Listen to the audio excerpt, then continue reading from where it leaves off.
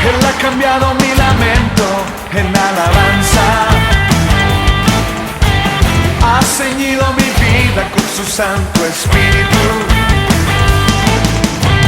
Ha transformado el agua en vino. Al tercer día se hicieron unas bodas en Caná de Galilea. Juan 2:1a. Él ha cambiado mi lamento en alabanza. Buenas noches. Los saludo hoy 22 de marzo, mes de renuevo. Ha transformado el agua en vino. Todos son bienvenidos a nuestro tiempo de comunión de los miércoles en la noche. Avanzaremos con la serie al tercer día. Hay vino celestial. Hay vino celestial. El tema es un chico moribundo. Hay vino celestial. Hay vino celestial. Hay vino celestial. Buenas noches, hermanos. Les invito a que en esta ocasión meditemos juntos con el tema Un chico moribundo, como parte de nuestra serie al tercer día. Oremos. Padre, en el nombre de Jesús, gracias te damos por esta nueva oportunidad que nos das. Señor, estamos delante de ti. Nuestro corazón está abierto, dispuesto para recibir tu palabra. Envía tu luz y tu verdad. Guíanos por estas delante de ti para tu gloria y honra. En el nombre de Jesús. Amén. Abramos inicialmente nuestras Biblias en Juan capítulo 4 y vamos a considerar desde los versos 43 hasta el final. Hace 8 días con nuestro tema una persona inmoral. Estuvimos mirando los primeros versículos de este precioso capítulo 4 y vamos a ver los últimos versículos del 43 en adelante. Inicialmente miremos los versos 43 al 46. Juan 4, capítulo 43 al 46 dice: 2 días después salió de allí y fue a Galilea, porque Jesús mismo dio testimonio de que el profeta no tiene honra en su propia tierra. Cuando vino a Galilea, los galileos le recibieron, habiendo visto todas las cosas que habían hecho en Jerusalén en la fiesta, porque también ellos habían ido a la fiesta. Vino pues Jesús otra vez a Caná de Galilea, donde había convertido el agua en vino, y había en Capernaum un oficial del rey, cuyo hijo estaba enfermo. Hasta allí vamos con este primer bloque, y recordemos que en el capítulo 2 nos habla precisamente de Galilea, y específicamente nos habla de Caná de Galilea, que es mencionado en el verso 46. Hablamos en aquella ocasión, fue el primer miércoles de este mes, la primera parte de la serie al tercer día, donde vimos el principio de señales descrito en el capítulo 2 de Juan. Vimos que Caná de Galilea es un sitio donde están las personas frágiles. Caná viene de la palabra, o está relacionada con la palabra caña, y caña es una palabra que indica fragilidad. Y Galilea, en la Biblia, Galilea es un tipo del mundo, de personas pecadoras, necesitadas, personas frágiles. Así que ese principio de señales el Señor lo hizo, esa conversión de agua en vino la hizo en el capítulo 2, en un lugar de personas frágiles, necesitadas. Nuevamente viene a ese sitio, a Caná de Galilea, y se encuentra una situación muy similar. Se encuentra con personas frágiles, particularmente un moribundo, dice la última parte del verso 46, y había en Capernaum un oficial del rey cuyo hijo estaba enfermo. Más adelante nos damos cuenta que no solamente está enfermo, sino que está gravemente enfermo, está muy delicado de salud, a punto de morir. Galilea de por sí es un sitio menospreciado, quiero hacerlo notar. Miremos por favor un momento en el capítulo 7, el verso 41. Juan 7, 41 dice: otros decían, este es el Cristo, pero algunos decían, ¿de Galilea ha de venir el Cristo? Así que no era un lugar que fuera aceptado, no era un lugar importante, era un lugar menospreciado realmente. En el mismo capítulo 7, el verso 52 dice: respondieron y le dijeron, ¿eres tú también Galileo? Escudriña y ve que de Galilea nunca se ha levantado profeta. Ese es el contexto. Allí va el Señor, a donde hay personas necesitadas y particularmente un niño que está enfermo, un muchacho que está moribundo. Vamos al siguiente bloque de citas, capítulo 4 de Juan, verso 47 al 50. Dice Juan 4, 47 al 50. Cuando oyó que Jesús había llegado de Judea a Galilea, vino a él y le rogó que descendiese y sanase a su hijo, que estaba a punto de morir. Entonces Jesús le dijo: si no viereis señales y prodigios, no creeréis. El oficial del rey le dijo: Señor, desciende antes que mi hijo muera. Jesús le dijo: ve, tu hijo vive. Y el hombre creyó la palabra que Jesús le dijo y se fue. Aquí hay unas cosas muy especiales que debemos considerar. En el contexto, podemos deducir que este joven que estaba enfermo, este hijo del oficial que estaba enfermo, que estaba a punto de morir, era muy jovencito. Tal vez era un niño, un chico muy jovencito, si no un niño, un preadolescente. Y uno no espera la muerte de un niño ni de un jovencito. Uno, cuando ya han pasado muchos años, como decía la abuela Ernestina, que ella decía que estaba viviendo años extra porque tenía muchos años. Yo estoy viviendo años extra. Cuando una persona ya tiene muchos años, puede uno pensar que está próxima a la muerte, porque es un asunto que tiene la humanidad sobre sí misma, un peso que tiene la humanidad sobre sí misma, es la muerte, a causa precisamente del pecado. Pero cuando es un niño, uno no espera que muera. Es como muy fuerte, muy impactante la muerte de las personas jóvenes, particularmente de los niños. Es muy impactante, más que de una persona que tiene muchísimos años. Hay personas que tienen muchos años, su salud se ha deteriorado y la muerte es esperada no solamente por esa persona, sino por la misma familia como un descanso. No que la persona como tal sea un peso, pero la situación sí puede ser un peso para la misma persona y es un alivio que la persona ya no esté padeciendo más enfermedad. Pero cuando es una persona joven, uno espera que se sane, uno espera que, de hecho, que ni se enferme. Pero es una persona joven, un muchacho, tal vez un niño que está moribundo. Y cuando nosotros vemos que nace una persona, nace un bebé, nos alegramos y empieza ese bebé a desarrollarse, a crecer, a cumplir años, se le celebran los años y nosotros decimos: ha cumplido un año más de vida.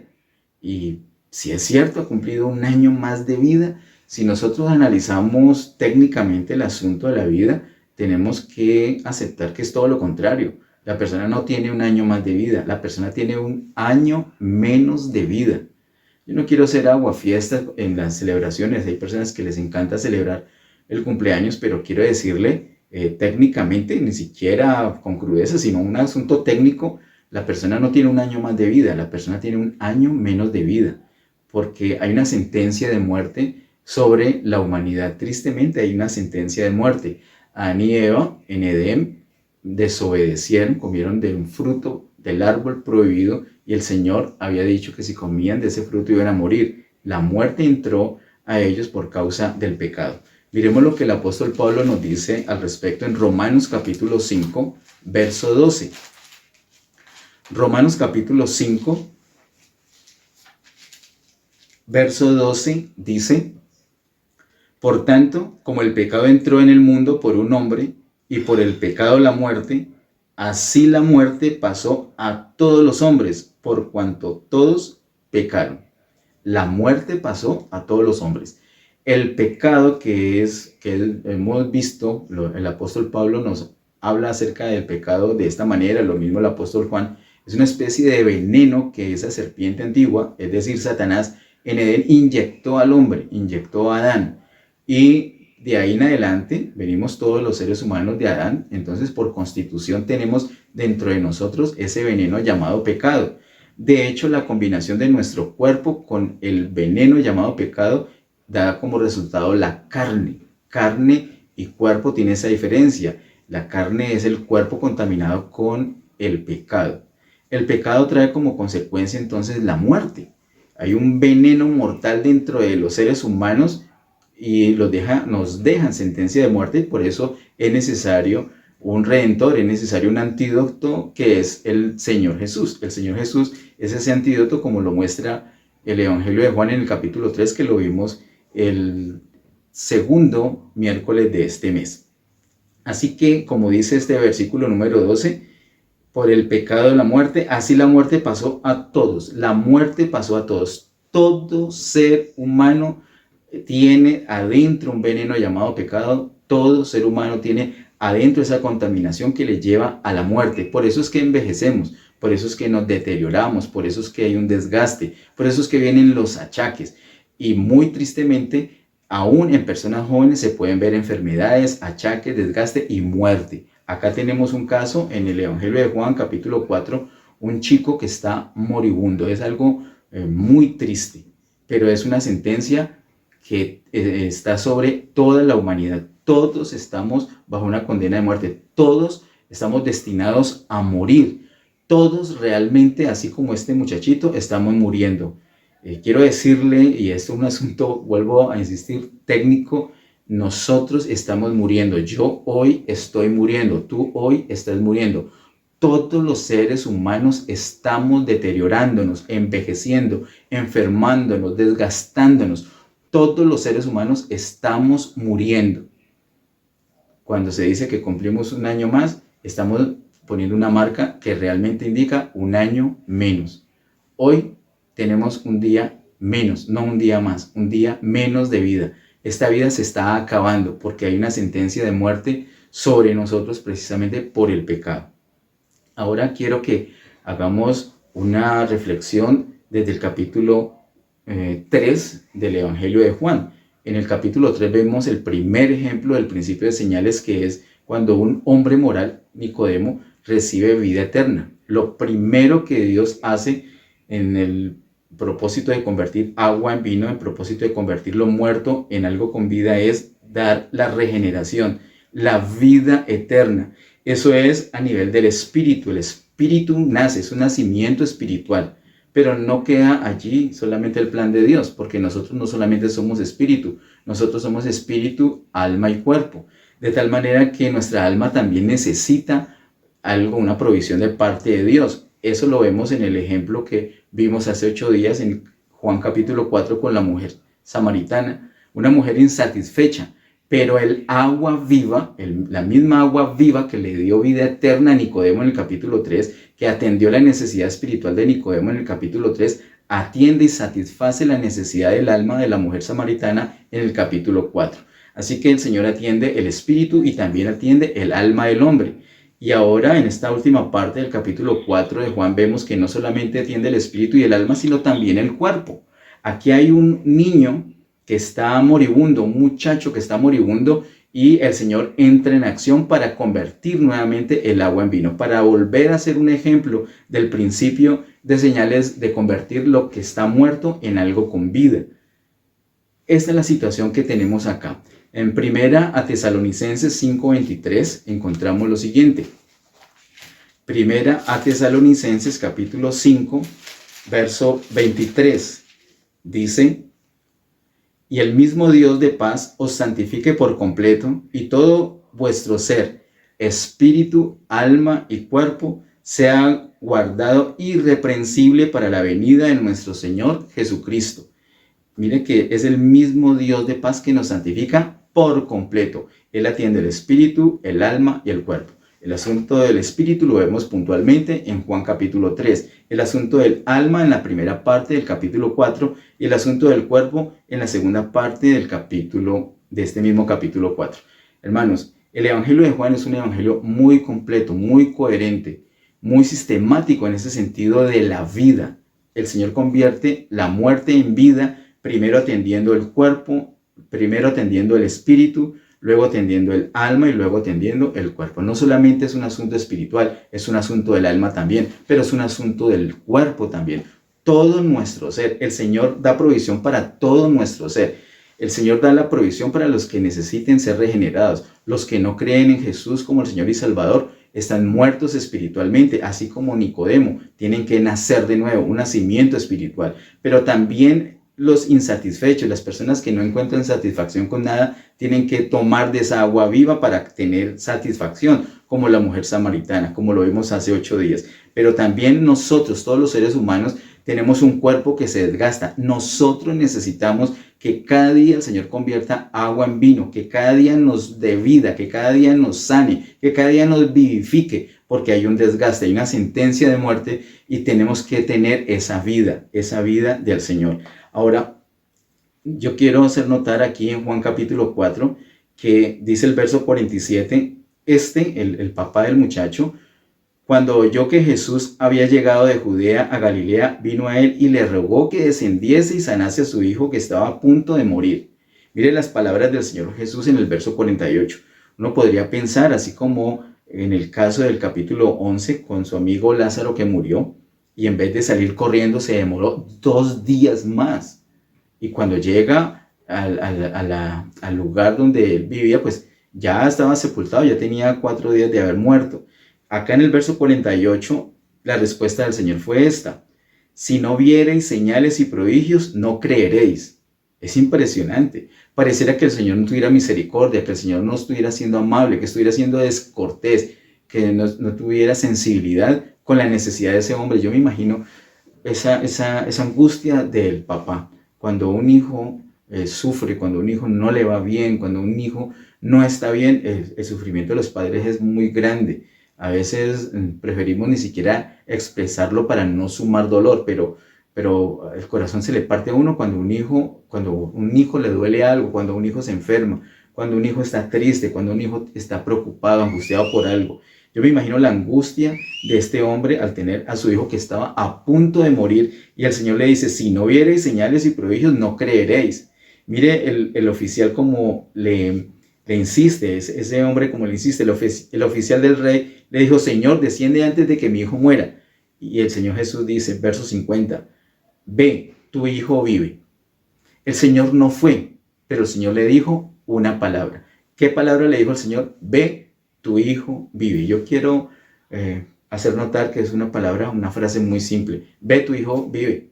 Yo creo que él ni siquiera dijo: vamos a orar, levanten las manos todos de rodillas, únanse a eso. No, fue más simple que eso. Miren, el Señor no necesita hacer un gran espectáculo. El Señor tiene demasiado poder como para necesitar impresionarnos con espectáculo. Él es sencillo. Él dice: ve, tu hijo vive. Nosotros tenemos que confiar en la palabra sencilla que salga de la boca del Señor. Nosotros no tenemos que estar buscando una palabra elaborada, sofisticada, o con mucho volumen, o con mucha ceremonia. No, ve, tu hijo vive. No le dijo más. Es necesario creer la palabra que el Señor diga. Verso 50 sigue diciendo: y el hombre creyó la palabra que Jesús le dijo y se fue. Es muy hermoso esto. El Señor al principio parece que no tuviera misericordia, pero es que el Señor quería poner una posición, y el Señor a veces guarda silencio con nosotros o nos contesta cosas que nosotros no esperamos, no porque no tenga misericordia, no porque no sea amable, sino que Él quiere darnos mucho más de lo que nosotros entendemos. Él nos quiere bendecir más allá de lo que nosotros creemos que necesitamos. Este hombre solamente estaba pensando en una sanidad, pero más que la sanidad de su hijo, necesitaba algo que es creer la palabra, no estar pensando en las señales. Ay, se levantó mi hijo, ahora sí creo. No. Primero la palabra. Cuando la persona solamente mira la señal, se queda con eso, se quedó con la sanidad y después se volvió a enfermar y se murió y se perdió porque no creyó. Pero el Señor quería llevarlo más allá. La bendición del Señor siempre busca más allá de lo que nosotros podemos entender. Nosotros pensamos que necesitamos ciertas cosas. El Señor sabe exactamente lo que necesitamos. Posiblemente sí necesitamos eso, pero el Señor sabe que necesitamos eso y más que eso. Este hombre necesitaba que su hijo fuera sano, pero necesitaba eso y más que eso. Necesitaba no tener que necesitar señales, necesitaba no fijarse en señales solamente, sino poder creer la palabra que saliera de la boca del Señor. Entonces dice la última parte del verso 50, y el hombre creyó la palabra que Jesús le dijo y se fue. Es una palabra que sale de la boca del Señor. La palabra que sale de la boca del Señor es una palabra muy especial. Nosotros hoy estamos meditando la palabra, tú estás escuchando la palabra. De pronto algunas personas piensan que simplemente es escuchar la palabra y ya, unas ondas que llegaron a su oído y ya, pero es que las ondas que llegan a tu oído no son palabras simplemente que se me ocurrieron a mí, sino que estamos sacando la palabra del Señor. Estoy hablando la palabra del Señor. De mi boca está saliendo una palabra que viene de parte de Dios. Y la palabra que viene de parte de Dios, cuando la recibimos, no son ondas solamente, sino que, como dice el Señor en Juan 6:63, la palabra que Él nos ha hablado son espíritu y son vida. Cada vez que nosotros recibimos la palabra de Dios, cada vez que oímos la palabra de Dios, estamos recibiendo espíritu y estamos recibiendo vida. Somos vivificados por la misma palabra. Dicho de otra manera, el Señor imparte su propia vida a nosotros por medio de su palabra. En la predicación de la palabra estamos recibiendo vida. Algunas personas, cuando tienen mucha edad y entienden que necesitan ciertos cuidados, ciertos alimentos, ciertas rutinas, ciertos medicamentos también para una vida mejor, para una vida más llevadera, un mejor nivel de vida, entonces son disciplinados con recibir eso. Pero yo quiero decirte, no importa la edad que tengas, yo te voy a decir que hay algo más poderoso que un medicamento, algo más poderoso que el mejor alimento, algo más poderoso que una buena rutina, y es recibir la palabra de Dios. Tú eres un jovencito, tú eres un anciano, tú eres un viejito, tú eres un adulto, tú crees en el Señor, tú no crees en el Señor, independientemente de eso, independientemente de tu edad, todos necesitamos recibir la palabra de Dios, porque todos estamos muriendo, y por medio de la palabra que sale de la boca de Dios, por medio de la palabra de Dios que es impartida a nosotros, estamos siendo vivificados, estamos recibiendo vida. Este hombre creyó, dice el verso 50, y el hombre creyó la palabra que Jesús le dijo y se fue. Si este hombre no hubiera creído, no se va, no deja al Señor en paz hasta que se lo lleva, pero él creyó y se fue. Vamos al último bloque de citas, verso 51 al verso 54. Dice verso 51 al verso 54, cuando ya él descendía, sus siervos salieron a recibirle y le dieron nuevas diciendo, tu hijo vive. Entonces él les preguntó a qué hora había comenzado a estar mejor, y le dijeron, ayer a las 7 le dejó la fiebre. El padre entonces entendió que aquella era la hora en que Jesús le había dicho, tu hijo vive. Y creyó él con toda su casa. No solamente creyó él, ahora al ver ese efecto de esa palabra, creyó él con toda su casa. Esta segunda señal hizo Jesús cuando fue de Judea a Galilea. Él va a Galilea y hace una primera señal que está en el capítulo 2. Ahora está haciendo la segunda señal aquí en el capítulo 4 terminando. Este hijo de este noble fue sanado por el Señor. Fue algo muy especial. Quiero que note que el Señor envía la palabra y esa palabra fue suficiente para que este hombre fuera sano. Acompáñame por favor a Romanos capítulo 8. ¿Cómo es posible que este jovencito, que este muchacho, que este chico haya sido sanado? Estaba a punto de morir. Romanos capítulo 8, verso 9 al 11 dice, Romanos 8, verso 9 al 11 dice, mas vosotros no vivís según la carne, sino según el Espíritu, si es que el Espíritu de Dios mora en vosotros. Y si alguno no tiene el Espíritu de Cristo, no es de él. Quiero hacer notar de una vez que aquí se está hablando de el Espíritu. Lo primero que menciona el verso 9 es, sino según el Espíritu. Luego dice, en el mismo verso 9, Espíritu de Dios que mora en nosotros. Y en el mismo verso 9 luego dice, y si alguno no tiene el Espíritu de Cristo. Así que Espíritu, o Espíritu de Dios, o Espíritu de Cristo son equivalentes. Versículo número 10, pero si Cristo está en vosotros, mira, ya no habla de Espíritu, no habla de Espíritu de Dios, ni Espíritu de Cristo, sino de Cristo. Nosotros hemos aprendido por la palabra de Dios que el Señor en resurrección vino a ser el Espíritu vivificante. Por eso ya no nos extraña que en el verso 10, en vez de decir Espíritu, Espíritu de Dios o Espíritu de Cristo, directamente dice Cristo. Pero si Cristo está en vosotros, el cuerpo en verdad está muerto a causa del pecado, mas el Espíritu vive a causa de la justicia. Entonces mire que es un efecto primordial. Primero el espíritu, lo que le sucedió a Nicodemo. El espíritu vive a causa de la justicia, aunque el cuerpo está bajo sentencia de muerte. Pero mire el verso 11. El verso 11 dice: y si el espíritu de aquel que levantó de los muertos a Jesús mora en vosotros, el que levantó de los muertos a Cristo Jesús vivificará también vuestros cuerpos mortales por su espíritu que mora en vosotros.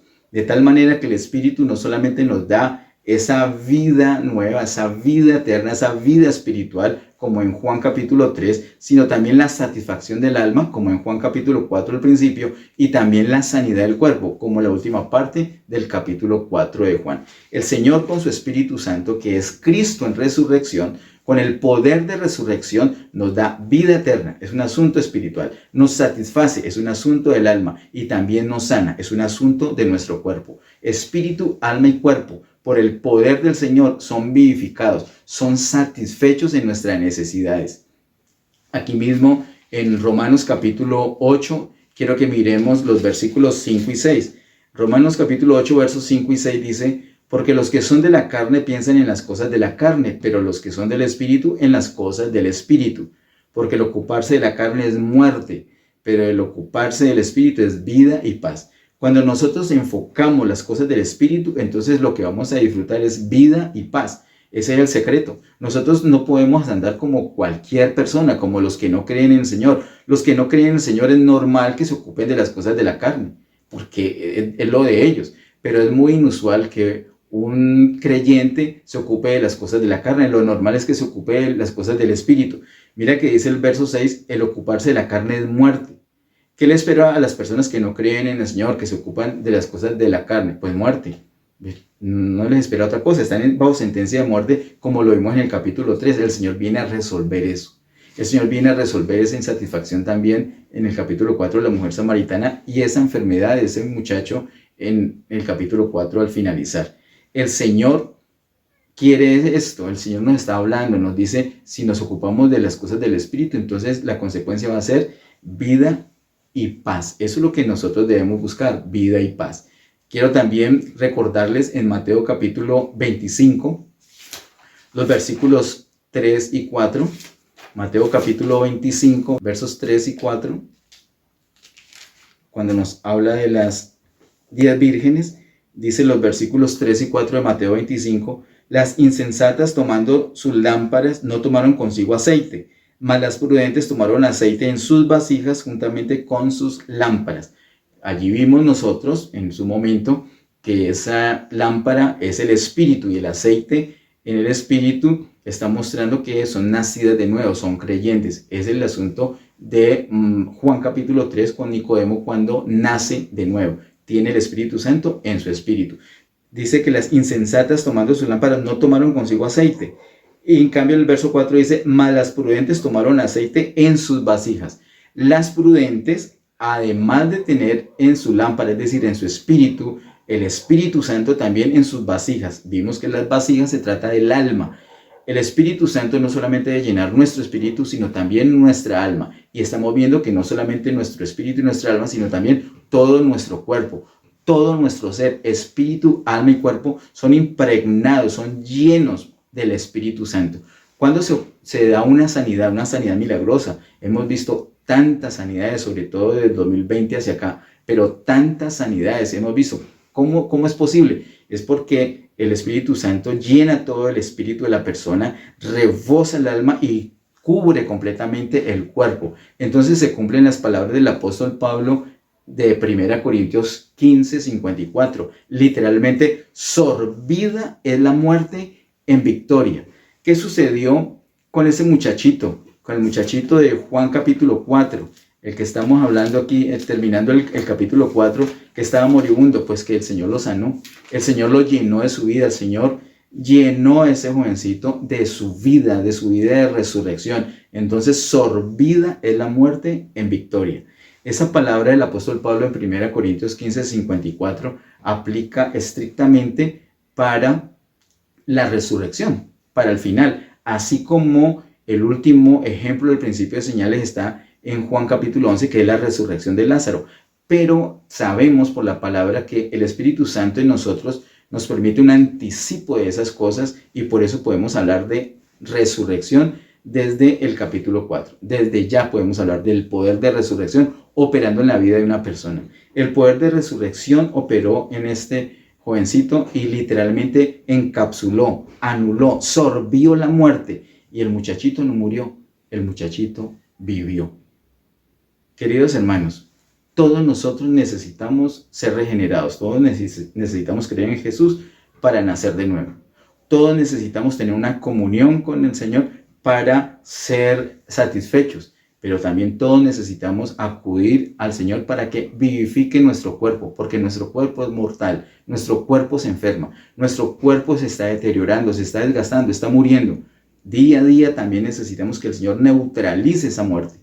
Nosotros tenemos muchos ejemplos, en nuestra congregación tenemos muchos ejemplos de personas que ya se olvidaron, ya renunciaron a vivir apoyados en sus propias fuerzas porque ya no tienen ningunas. Ahora, ¿qué es lo que los sostiene a esas personas? El poder de resurrección. Y no solamente se trata de vejez. Aquí tenemos a un chico moribundo que necesitó ser vivificado por el Espíritu de Dios.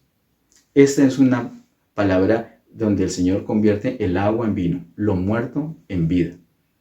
Tenemos que aprovechar todo lo que el Señor nos da, no solamente en nuestro espíritu, sino también en nuestra alma y en nuestro cuerpo. Oremos para terminar. Amado Padre, en el nombre de Jesús, gracias Señor, te damos por ese tiempo, gracias por tu palabra, gracias por convertir nuevamente el agua en vino. Gracias, amado Dios, porque podemos confiar en ti, no solamente para asuntos espirituales, sino para todos nuestros asuntos. Padre, y en el nombre de Jesús, oramos por todas las personas enfermas, las que están conectadas desde sus casas en este momento. Oramos que reciban sanidad en este momento, que el Espíritu vivifique sus cuerpos mortales, todo desgaste, todo achaque, todo envejecimiento. Señor, vivifícanos, vivifica nuestros cuerpos. Señor, estamos en desgaste, estamos en achaque, estamos con enfermedades, estamos muriendo, pero dependemos de ti, Señor. Gracias porque no solamente tenemos un vino viejo, tenemos un vino nuevo, tenemos la vida tuya, la vida de Jesús, la vida de Cristo resucitado en nosotros. Vivifícanos por esa vida, amado Dios. En el nombre de Cristo Jesús te lo pedimos, Señor. Y gracias, Señor, por todas las cosas. A ti, solamente a ti, toda gloria, honra y honor. En el nombre de Jesús. Amén. Que Dios les bendiga.